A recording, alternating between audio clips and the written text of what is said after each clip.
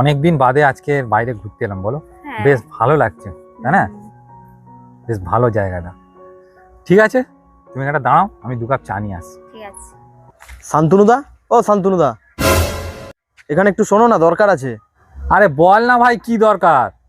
আরে শোনো না, এখানে একটু দরকার ছিল। আচ্ছা ঠিক আছে, দাঁড়া, তুমি একটু দাঁড়াও, আমি একটু কি বলছে শুনে আসি। ঠিক আছে? ঠিক আছে, যাও।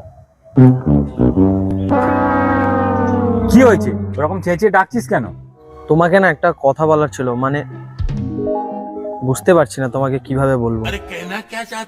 খুব লজ্জা লাগছে বলতে, খুব ভয়ও করছে। আরে বল না, কি বলবি, অত ভয় পাওয়ার কি আছে? আরে তোমার বউ না কাল রাতে আমাকে লুকিয়ে লুকিয়ে মেসেজ করছিল।